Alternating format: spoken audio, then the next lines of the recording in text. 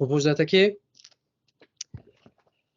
Merci à tous déjà de vous rendre disponible pour ce deuxième midi du collectif concernant donc le programme ESMS numérique et la phase de généralisation plus particulièrement. Donc on va faire déjà quelques petits rappels concernant l'organisation de ce webinaire. Donc tous vos micros sont coupés actuellement, histoire que vous m'entendiez bien et vous entendiez Priscilla tout à l'heure, pendant le temps donc, de nos interventions. Il y aura bien évidemment un temps d'échange à la suite de notre présentation pour les questions-réponses. Vous pouvez poser des questions donc, en levant la main via les petites options de Teams. Je pense que maintenant tout le monde commence à être un petit peu à l'aise avec ces outils. Et pour information, la session est enregistrée. Donc j'avoue que je ne sais plus si après il doit y avoir certainement un replay si elle est enregistrée. Tout à fait. Un replay qui sera disponible sur le site de l'ARS du GCS et on communiquera à l'ensemble des participants le support de présentation qui va être passé là aujourd'hui, ainsi que la vidéo d'enregistrement. Bon, voilà, c'est parfait. Donc l'ordre du jour pour cette deuxième session, focus sur le programme ESMS numérique. On va faire un retour sur la phase d'amorçage. Ensuite, une présentation de la phase de généralisation. Et enfin, comment candidater, donc avec, on va dire, un point un petit peu plus pratico-pratique. Donc les intervenants aujourd'hui, donc moi-même Ludovic Bonnier, donc je suis DSI de l'ADAPI de la Loire. Et donc Priscilla, je te laisse te présenter. Et donc Priscilla Holling, chef de projet SI ESMS au GCS Sarah. Et du coup, je vous propose d'attaquer avec la première partie, donc un retour sur la phase d'amorçage. Donc, phase d'amorçage du programme ESMS numérique qui s'est déroulée en 2 temps avec 2 appels à projets. Un premier appel à projet qui a eu lieu du 1er février au 31 mars avec un budget de 2 millions, un peu plus de, quasiment 3 millions d'euros en fait, et 7 projets retenus sur la région Auvergne-Rhône-Alpes. Et donc un deuxième appel à projet donc sur le temps 2, qui s'est déroulé du 15 avril au 30 octobre 2021 avec un budget un peu inférieur à 10 millions, qui a permis de sélectionner 17 projets. Et donc en supplément de ça, on a un projet sur un appel à projet national qui a été retenu. Au total, sur la région, c'est 55 dossiers qui ont été déposés. Donc 55 dossiers de candidature et 24 projets qui ont pu être financés par la région Auvergne-Rhône-Alpes. Et donc, vous avez la répartition en dessous par département, secteur et typologie de projet. Donc, en sachant que sur la typologie, on est sur 2 possibilités. Il y avait soit de l'acquisition, soit de la montée de version du dossier usager informatisé pour la mise en conformité avec les services socles. Et vous voyez que que ce soit au niveau des secteurs ou de la typologie des projets, l'objectif était quand même de répartir plutôt équitablement les projets retenus. Ce qui a été, et on le voit en tout cas sur la typologie et plus particulièrement, bien respecté pour permettre à la fois des acquisitions donc sur des établissements qui n'avaient pas de DUI que de la montée de version pour utilisation des services socles. Un bilan sur les projets qui sont en cours. Donc, vous voyez les 2 grandes phases. On a une première phase de contractualisation qui a été sur la phase d'amorçage assez complexe parce qu'il fallait passer systématiquement, qu'on soit sur des projets d'acquisition ou de mise en conformité, sur un marché public. Donc, beaucoup de projets sont encore dans cette phase-là, avec un découpage sur la constitution du dossier de consultation, c'est le DCE, ensuite la publication du marché, la phase de réception et d'analyse des offres reçues par les éditeurs et l'attribution du marché. Et ensuite, donc, on passe dans la deuxième grande phase projet avec le déploiement, donc la commande passée en fonction de ce qui a été attribué dans le marché, la phase de lancement avec l'éditeur, le paramétrage, puis la formation. Donc, un petit commentaire là-dessus. Vous pouvez voir que, en fait, malgré des notifications qui ont eu lieu donc, en avril 2021 pour le temps 1 de la phase d'amorçage, aujourd'hui, on a seulement 2 projets qui sont arrivés en phase de paramétrage et donc des projets de mise en conformité, même si, du coup, on arrive avec 2 projets en acquisition qui sont en phase de lancement. Mais voilà, donc cette première phase de contractualisation a vraiment freiné le planning des projets, même si on voit le bout du tunnel et qu'on est en train d'avancer plus rapidement sur ce temps 2. Et donc, on l'espère, avec ce retour d'expérience, aller du coup encore plus vite sur cette phase de généralisation, en tout cas sur les projets d'acquisition qui passeront toujours sur ce marché public. Et donc, je te laisse la main, Ludovic, sur la partie expérience. Donc, moi, je vais d'abord recontextualiser un petit peu notre situation. Donc, nous avons effectivement à l'ADAPI de la Loire, donc nous sommes une moyenne, un moyen OG d'une 60aine d'établissements, 1500 salariés, 2000 usagers. Nous sommes organisés actuellement avec un service de la DSI avec 2,25 ETP. Donc, moi à temps plein et j'ai 2 techniciens qui m'aident sur, on va dire, l'exploitation. Et nous avions un dossier de l'usager qui existait depuis 2016, mais très, très orienté sanitaire et pas du tout approprié par les équipes et pas du tout non plus compatible avec tous les services socles qui sont aujourd'hui et demain nécessaires pour le bon fonctionnement d'un dossier d'usager. À côté, plusieurs petits OG, mono-établissements, qui étaient aussi, qui n'avaient pas de dossier d'usager pour la majorité. Il y en avait un qui avait effectivement un dossier qui était pareil que nous, orienté très très sanitaire. Eux, pour le coup, n'étaient pas du tout organisés comme nous. Pas de DSI, pas de direction qualité, toutes les choses qu'on peut retrouver dans des moyennes ou grosses structures.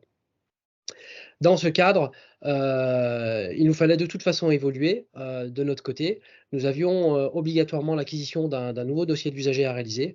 J'ai envie de dire que c'est tombé un petit peu à point nommé puisque à ce moment-là, le programme SMS numérique est tombé et donc nous avons pu effectivement réaliser les démarches nécessaires pour aboutir aujourd'hui à la contractualisation.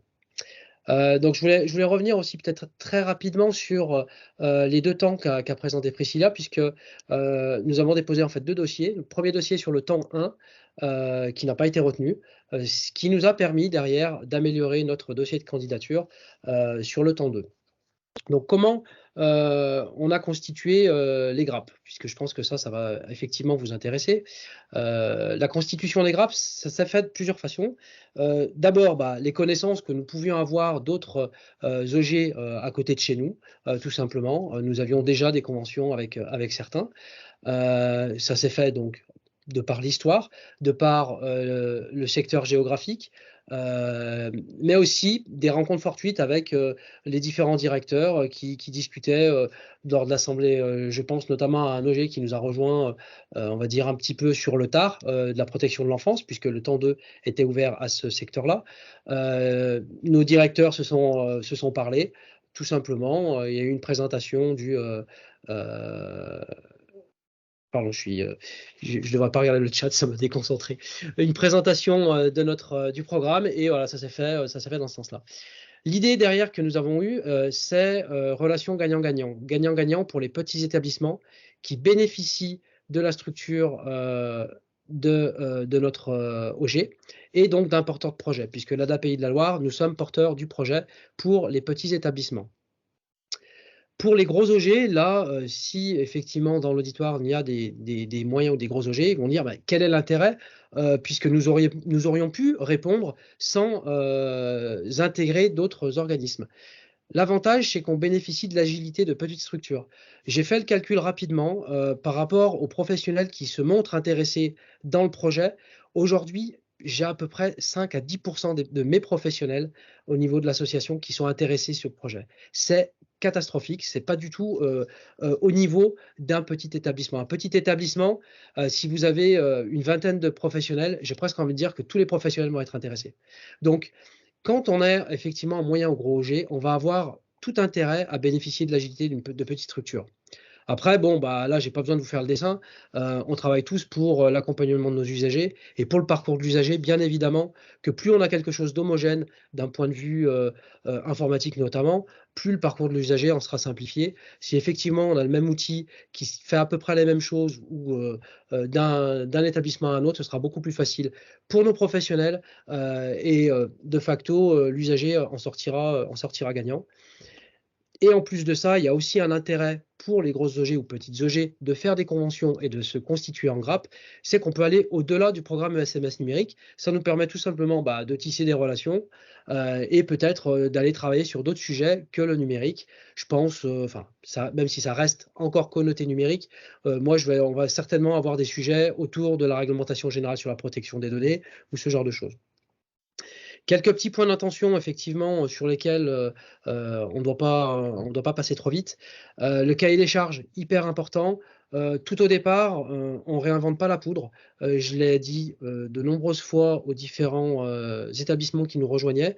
On avait un cahier des charges qui était déjà, on va dire, des grilles de fonctionnalités dont on a bénéficié du travail de l'ANAP. Donc, on s'est basé dessus. Donc ça, moi, je l'ai dit tout de suite pour que nous soyons tous à peu près, sur la même longueur d'onde. Le cadre technique qui doit être identique, effectivement, là, pour le coup, c'est une contrainte du programme puisqu'on ne peut pas faire tout et n'importe quoi. Je vais peut-être parler un peu technique, mais pas trop. Si vous en avez un qui veut plutôt tel hébergement et un autre absolument pas, là, effectivement, il peut y avoir des points de tension. Donc ça, c'est des points tout de suite sur lesquels il faut travailler pour les lever et pour pas que ce soit quelque chose de bloquant sur la suite. Un autre point aussi qui est hyper important, on en parlera encore un petit peu après dans le détail, c'est prévoir dès le début une assistance à la maîtrise d'ouvrage. L'avantage de ce point aussi, c'est que étant donné que pour notre expérience, l'ADAPI de la Loire représente environ 90 ou 95% des établissements de la grappe. L'idée, c'est que les établissements qui nous ont rejoints ne se sentent pas sous-représentés. Effectivement, se faire appuyer par une AMOA externe, pour le coup, nous aide et que nous ne soyons pas jugés partis, que les petits établissements qui nous rejoignent se sentent bien écoutés et se sentent considérés tout autant que notre G. Donc, comment après, derrière, est-ce que on a travaillé? Donc, on est parti d'une feuille blanche, mais avec le réseau, on a quand même eu le retour d'expérience déjà à l'époque du temps 1 qui nous a permis d'améliorer notre dossier de candidature. Et on a un peu utilisé effectivement le squelette d'un porteur qui a déjà été retenu. Ça nous a permis tout simplement d'avoir un document qui était bien organisé et de ne pas oublier quelque chose sur lequel nous sommes attendus. Je prends l'exemple, par exemple, l'organisation du projet. Comment est-ce qu'on va constituer les équipes? Est-ce que nous avons suffisamment dimensionné ces choses-là? Est-ce que nous les avons suffisamment pris en considération? Il n'est pas non plus... il faut quand même faire attention, ça prend quand même du temps. Clairement. Moi, j'ai passé un certain temps. Faut pas sous-estimer ces délais-là. Mais c'est des points importants. Au départ, clairement, Priscilla va pas forcément être contente, mais je trouvais qu'il y avait quand même beaucoup d'administratifs. Il n'empêche qu'on se rend compte au final que quand on avance, c'est assez cadrant et j'ai presque envie de dire, c'est obligatoire et il le faut. Et ça, je m'en suis aperçu il y a encore très peu de temps. Heureusement qu'on a ce cadrage peut-être qui peut sembler lourd au départ, qui peut sembler compliqué, mais ça va être forcément important tout de suite et surtout sur le long terme, ça va nous éviter des écueils puisque la vie d'une grappe, potentiellement demain, on va avoir des établissements qui vont vouloir se rajouter, qui vont vouloir s'enlever. Donc toute cette vie-là, faut bien la prendre en considération au départ. Anticiper les sujets, sensibilisation, plan de communication, ça c'est super important aussi au départ. Essayer d'embarquer les équipes au plus tôt. Là, moi, je parle plutôt des moyennes OG où je pense que nous avons plus de difficultés d'interpeller nos professionnels. Et encore une fois, un petit établissement, les professionnels sont beaucoup plus impliqués de mon point de vue. Après, on n'a pas tous la même expérience. Anticiper les modifications de l'organisation et des processus. Ça, c'est un point qui est aussi important. Tout de suite, réfléchir aujourd'hui l'admission, comment elle se passe. Effectivement, je travaille de cette manière-là. Le fait d'intégrer un dossier de l'usager ou alors de mettre à jour un dossier de l'usager existant, est-ce que ça, je ne vais pas avoir mon organisation qui va en être touchée? Je sais que dans notre cadre, c'est le cas et j'ai commencé, alors que nous n'avons pas du tout encore contractualisé avec l'éditeur, commencer à en parler aux équipes pour qu'ils déjà ils s'imprègnent et ils sentent qu'effectivement il va y avoir des modifications, qu'il faut qu'ils commencent à y réfléchir avec moi. Et enfin, dernier point, hyper important, faire appel à une AMOA, enfin hyper important pour nous, hein. Je ne dis pas qu'en fonction des organisations, vous pouvez peut-être vous en passer. En tout cas, faire appel à une AMOA externe, puisque dans notre cas, c'est une AMOA externe que l'on a fait. Idéalement du secteur et qui connaît déjà les procédures de marché public. Ça, pour nous, ça a été une aide précieuse. J'ai encore un rendez-vous dans 1 heure pour qu'on se cadre sur certaines pièces sur lesquelles on a encore besoin de travailler. Puisque là, nous en sommes sur la phase de contractualisation, donc il y a encore un petit peu du travail. Concernant donc le planning, effectivement, c'est quelque chose qui se travaille dans le temps. Contrairement à ce que l'on peut faire de temps en temps, je parle au mono-établissement, puisque effectivement, vous avez une capacité de réaction et d'intégration de nouveaux outils qui peut être très, très rapide. On n'en est pas tout à fait sur le même délai. Il y a un cadrage qui est forcément nécessaire. Et en fait, tout ce temps, il faut bien que vous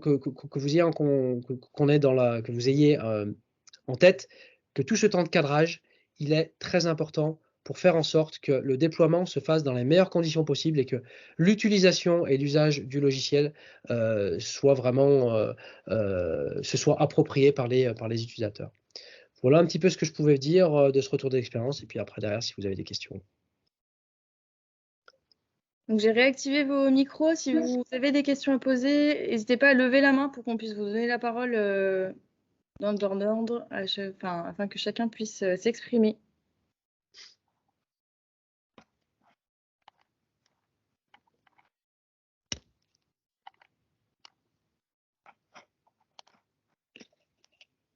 Alors, Monsieur Artaud ?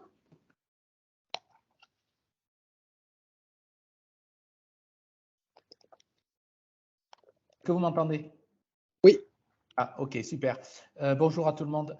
Oui, moi, la question que je me pose, c'est par rapport à l'homogénéité des solutions logicielles métiers qui étaient demandées initialement là, dans les premiers appels de projet. Est-ce que c'est toujours le cas ou est-ce qu'aujourd'hui, les grappes peuvent être constituées d'établis? Est-ce qu'il faut appeler justement David ou non pour répondre? Oh là, alors j'ai de l'écho. Alors, ça, on le verra peut-être juste après, là, quand on va présenter la phase de généralisation. Donc, je reprendrai votre question si vous avez des compléments dessus, mais il faudra toujours être sur la même solution, oui. La même solution technique, donc le même DUI pour présenter un projet. Si c'était bien la question. Et je vais juste compléter au cas où ce ne soit pas ça. L'homogénéité aussi des secteurs. Donc nous, on est dans le secteur PH et on a intégré de la protection de l'enfance. Je ne sais pas si ça peut aussi éclairer sur un certain autre pan. J'ai Larche qui lève la main. Oui, bonjour, Anne-Marie Combourieux, donc je représente l'Arche et nous avons déjà monté un dossier qui a été refusé la dernière fois, donc il faut que nous l'améliorions. Et je voulais savoir, quand vous parlez d'AMOA, est-ce que vous faites référence du coup aux conventions qu'il est possible de passer via le RESA pour pouvoir avoir un soutien à l'élaboration du dossier? Alors, pour notre retour d'expérience, donc l'AMOA, nous l'avons fait appel du moment où on a signé et contractualisé avec l'ARS. Donc, ça n'était pas en amont. En amont, nous avons fait le travail tout seul. Mais certains cabinets nous avaient proposé à l'époque de nous aider pour constituer notre dossier de candidature. D'accord. Donc, et on était dans le même cadre que vous. Premier temps, nous n'avons pas été retenus. Donc là, l'ARS nous a fait un retour du pourquoi, du comment. En fonction du retour que vous avez dû avoir, vous allez pouvoir améliorer votre dossier pour, j'espère pour vous, être retenu sur le deuxième temps. Ok, merci. Et je vais prendre une dernière question d'Éric Gometon, et puis après on passera à la suite. Oui, tu vois, je ne sais pas comment aller dans l'autre. Parce que d'habitude, tu vois, comme tu dis, j'ai ou ça, si je copie ça. Oui, bonjour, Éric Gometon, là. Je vous appelle parce que moi, je m'occupe d'une plateforme d'accueil et de répit itinérante Et c'est une structure on est peu nombreux sur le territoire national, donc constituer des groupes à un niveau régional, on se demande comment on va faire et quelle structure, quel groupe on pourrait rentrer pour pouvoir monter un dossier pour justement acquérir un logiciel métier.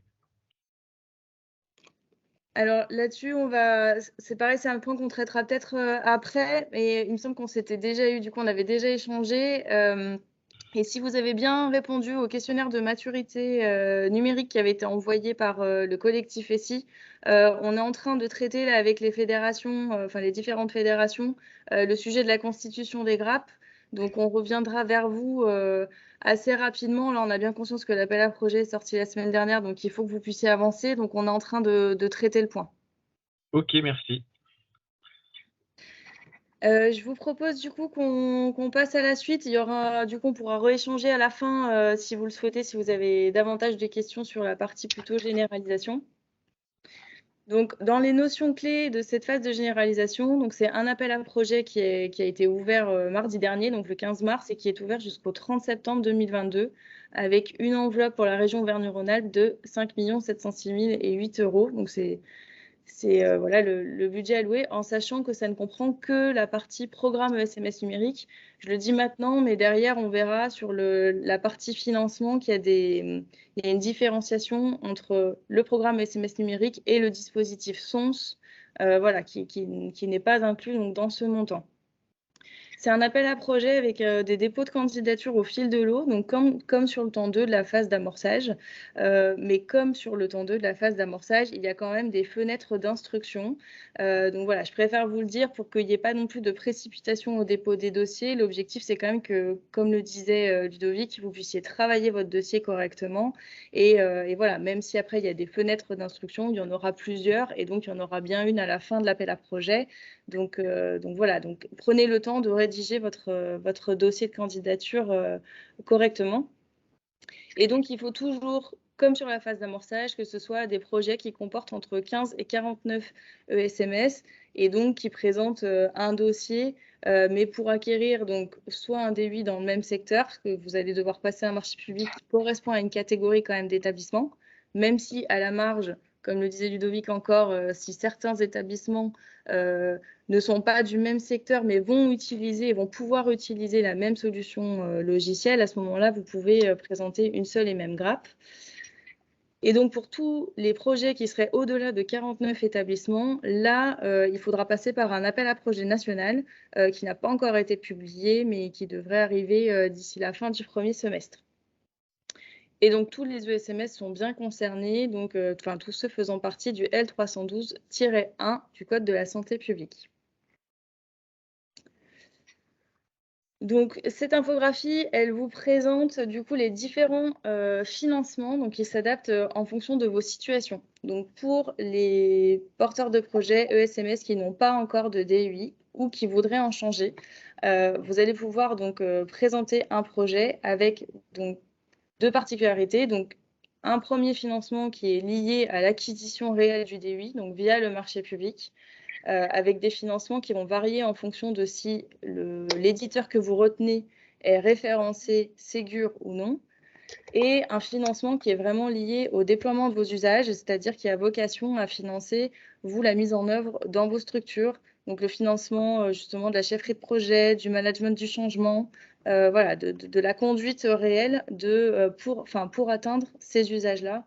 Donc, à la fois d'activité du dossier usager, c'est-à-dire du nombre de dossiers qui vont être actifs dans votre outil, mais aussi du nombre de messages envoyés par messagerie sécurisée et du nombre de documents qui viendront alimenter le DMP. Pour les ESMS qui ont déjà un DUI, donc là, c'est un financement pour renforcer les usages, donc avec un financement possible de 5 000 € par établissement. Donc, dans l'objectif de financer, encore une fois, comme sur la partie acquisition, vraiment la mise en œuvre de l'atteinte de ces usages-là. Et donc, la particularité de cette phase de généralisation, c'est que le financement éditeur, c'est-à-dire le financement de la montée de version de votre logiciel, elle passera via le dispositif SONS.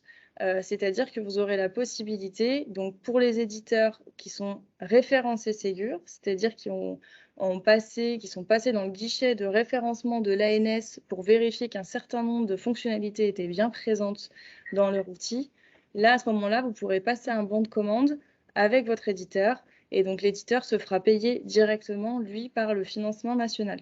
Donc, ça ne sera pas à vous d'avancer les frais de cette montée de version. Et donc, pour ce passage dans ce dispositif-là, c'est des bons de commande uniques. Donc, vous n'avez pas besoin d'être 15 pour demander la montée de version. Par contre, donc, sur l'aspect vraiment renforcement des usages et vous financement interne, là, il faut présenter une grappe de 15 établissements, comme c'est le cas pour l'acquisition.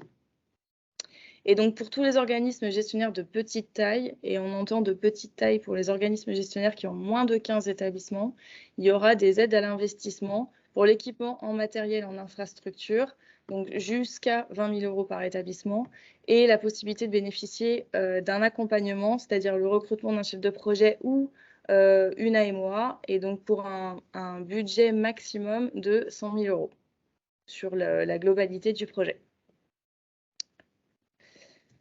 Donc, je reviens un petit peu sur le terme de financement à l'usage. Donc, l'objectif étant d'améliorer l'usage du dossier usage informatisé et des services socles, qui sont principalement la messagerie sécurisée de santé et le DMP.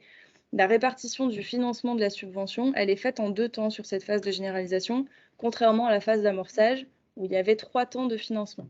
Donc là, on aura 50% de la subvention qui sera versée à la signature de la convention ARS Porteur, avec donc pour les grappes, une signature de convention de partenariat qui est attendue pour signature de la convention ARS. Et donc, les 50 autres pourcents seront versés à l'atteinte des cibles d'usage, donc à la fin du projet, quand vous aurez remis vos indicateurs d'usage de la messagerie sécurisée, du DMP et des taux de dossiers actifs. Donc, vous avez sur la droite la présentation des cibles qui sont attendues. Pour le DUI, on va être à 90% de taux de dossier actif, c'est-à-dire de nombre de dossiers pour les usagers pour lesquels on a vraiment une action qui est faite régulièrement et donc on voit que le dossier est actif. Et 90% pour aussi les dossiers qui ont un projet personnalisé et aussi qui ont au moins un événement donc dans leur agenda. Le descriptif de ces indicateurs-là, il a été fourni par le national. Donc, si vous souhaitez déposer un dossier, il n'aura pas hésité à revenir vers nous. Vous aurez l'adresse contact à la fin de la présentation pour qu'on puisse vous repréciser, enfin vous envoyer ces informations-là de complément de description des indicateurs. Et pour les services SOC, donc la messagerie sécurisée de santé et le DMP, on doit en fait arriver pour 7 personnes accompagnées sur 10 à montrer qu'on a pu envoyer un document via messagerie sécurisée de santé, enfin donc oui, échanger ce document, et qu'il a pu aussi alimenter le DMP. Donc c'est une valeur qui sera récupérée une fois à la fin du projet, et l'objectif de la CNSA et donc du national plus généralement, c'est d'arriver à ce que au moins le dossier de liaison d'urgence ou le projet personnalisé puissent être des documents qui soient partagés et échangés avec les autres professionnels. Donc la cible, elle est vraiment là. C'est que pour 7 usagers sur 10, vous puissiez avoir partagé ces documents-là, le DLU et le projet personnalisé. Un petit rappel sur les plannings, mais on le verra ensuite. Il y a des objectifs d'atteinte des usages dans un délai de 9 mois pour les mises en conformité et un délai de 18 mois pour les acquisitions. Donc, pour la partie candidature, donc là, vous avez la ligne de candidature, mais même de conduite de projet. Donc, l'objectif aujourd'hui, c'est pour ceux qui sont moins de 15, d'arriver à identifier des partenaires avec lesquels vous pouvez coopérer. Là encore, et en répondant à la question tout à l'heure, je l'ai mentionné, n'hésitez pas à vous rapprocher des fédérations, du collectif SI ou de l'ARS et du GRAD, puisqu'on est en train de travailler à la constitution de ces grappes pour vous accompagner dans cette démarche. Ensuite, donc, on a la partie cadrage du projet, le dépôt de la candidature qui doit donc intervenir avant le 30 septembre. Et puis après, donc, si vous êtes validé que votre candidature est retenue, la partie donc, soit de montée de version via le dispositif SONS, soit le marché avec la sélection d'un éditeur. Et puis ensuite, du coup, la contractualisation et en parallèle, donc la signature de la convention avec le premier versement de 50%. Et puis après, donc, vous aurez la phase vraiment de lancement, de paramétrage, de déploiement, de formation, avec donc ces développements des usages jusqu'à fournir la preuve d'atteinte des cibles. Voilà, et donc le versement des 50 autres % de cette subvention. Pour le dossier de candidature, je vais revenir brièvement parce que je vois que l'heure est déjà atteinte. L'objectif, ça va être de vérifier quand même, donc si vous êtes sur des montées de version, que votre éditeur est bien référencé Ségur. Aujourd'hui, il n'y a aucun éditeur qui est référencé parce que le guichet a ouvert au mois de février, donc ils sont en cours de référencement. Néanmoins, la liste des éditeurs qui ont demandé le référencement est disponible sur le site de l'ANS et vous pouvez vous-même interroger votre éditeur sur la date prévisionnelle de référencement dans le cadre Ségur. Il va falloir que vous réalisiez un diagnostic de maturité. Donc, c'est un autodiagnostic qui est présent sur le site de l'ANAP. On vous a mis les liens aussi en fin de présentation, donc vous pourrez directement aller le voir. Le lien est aussi disponible dans le texte de l'appel à projet. Et ça sera donc un document qui sera à fournir dans votre dossier de candidature. On vous invite à réfléchir vraiment aux instances de pilotage, les groupes projets, référents métiers. Comme le disait Ludovic tout à l'heure, c'est une partie qui est vraiment importante d'impliquer d'ores et déjà le terrain et de voir comment ça va pouvoir être mis en œuvre. La fourniture d'un planning détaillé pour qu'on puisse vérifier que vous respectez bien les plannings attendus, les délais attendus et que donc vous avez bien anticipé tout ce qui pouvait se produire sur votre projet. Et puis, bien sûr, l'usage des services socles, puisqu'il y a un grand enjeu sur la remontée de ces indicateurs et que ça représente 50% de votre financement.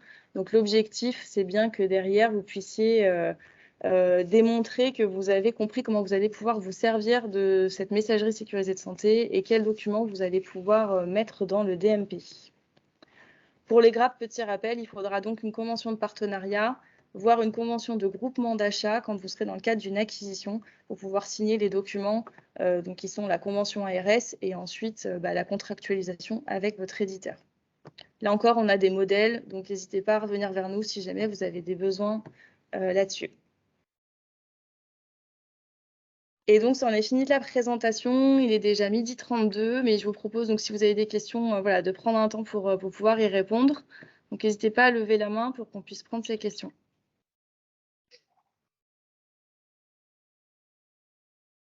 Monsieur Artaud?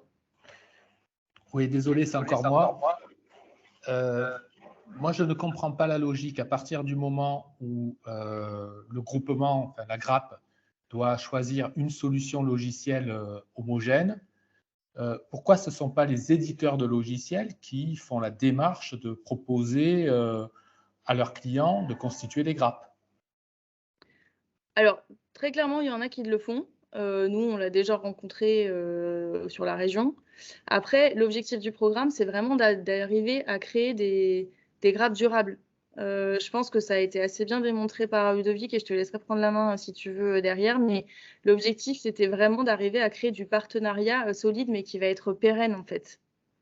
Ouais, juste pour rebondir, effectivement, l'objectif, de mon point de vue, c'est pas juste de mettre un dossier d'usager qui a du sens et qui nous sert à quelque chose. L'objectif aussi derrière, si on regarde un peu plus loin, c'est de travailler pour l'usager. Et travailler pour l'usager, ça va bien au-delà du dossier de l'usager. Et résultat des courses, par le passé, on avait déjà des conventions signées avec certains. Et grâce à ESMS numérique, on va signer d'autres conventions sur d'autres sujets. Tout ça, dans l'objectif, c'est que nos usagers en bénéficient, quoi, tout simplement. Et si c'est pour faire juste on va dire un coup d'éclat sur les mois qui viennent, et puis finalement que les établissements s'entendent mal et que ça se passe pas très bien, c'est pas forcément ce qu'il y a de plus judicieux de mon point de vue.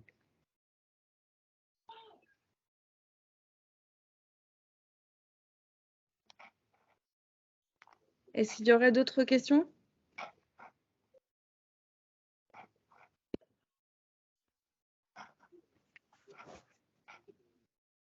L'Arche. Pour l'Arche?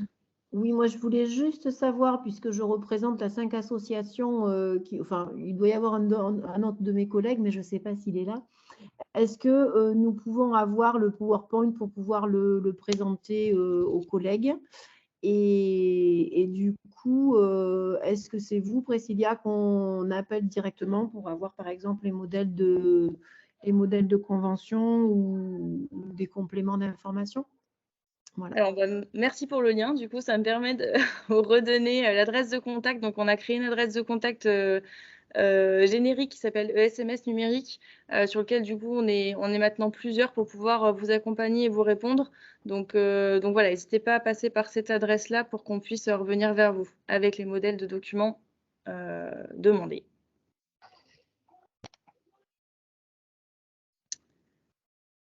Je vois qu'il y a une question dans le chat sur quel recours pour les structures ayant choisi un éditeur qui ne serait pas retenu. Alors, je ne suis pas sûre de comprendre la question. Est-ce que du coup, vous parlez des montées de version et d'éditeurs qui ne seraient pas référencés Ségur? C'est ça, Madame Garelli? Monsieur Garelli, pardon. Donc, en fait, c'est vrai que si votre éditeur, lui, n'est pas dans cette démarche de référencement, vous ne pourrez pas déposer de dossier lié à la montée de version. C'est un prérequis, en fait, à la sélection des dossiers que l'éditeur soit référencé Ségur.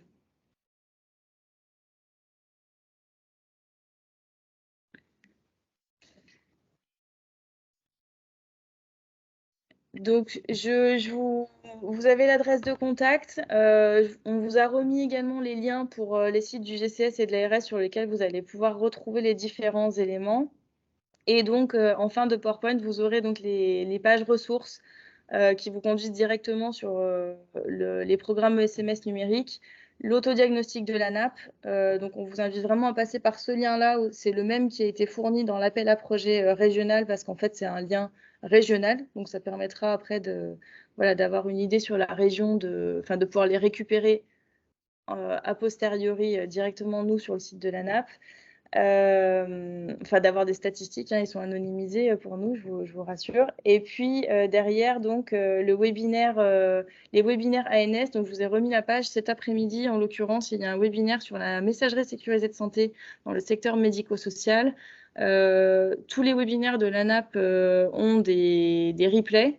Donc même si vous ne pouvez pas y participer, je vous invite à aller jeter un coup d'œil sur cette page-là pour pouvoir les revisionner.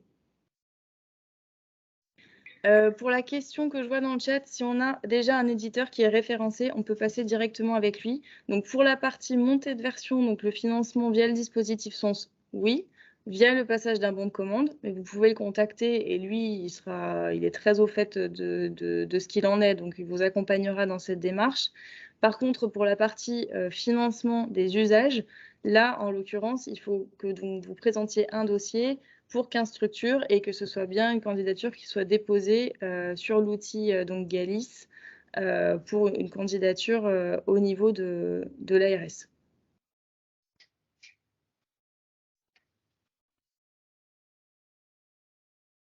Est-ce que vous auriez encore d'autres questions ou est-ce qu'on peut clôturer ce webinaire?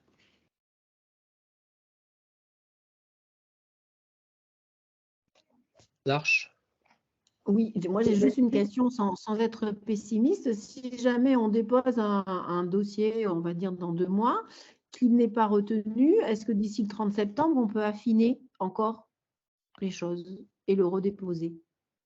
Oui, bien sûr. Il faut savoir que nous, du coup, au GCS Sarah, on lit les dossiers aussi, qu'on vous accompagne, ce qui sera le cas aussi de l'ARS. Là, on en attend d'arrivée d'une nouvelle personne à l'ARS. Mais on relit les dossiers et on vous accompagne pour l'amélioration, si jamais il y en avait besoin, pour pouvoir être réanalysé sur une autre fenêtre d'instruction.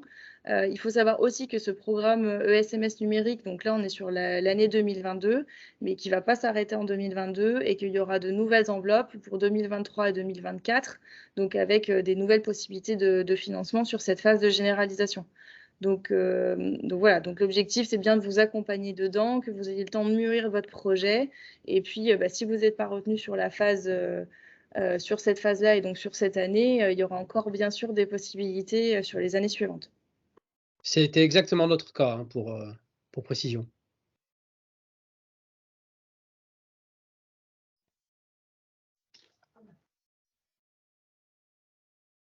Très bien, et je vous propose qu'on arrête là. On vous remercie en tout cas d'avoir été présent avec nous pour ce midi du collectif. Et puis, donc, on vous fera parvenir le replay et le support de cette présentation. Merci à tous. Merci beaucoup. Bonne journée à vous. Au revoir.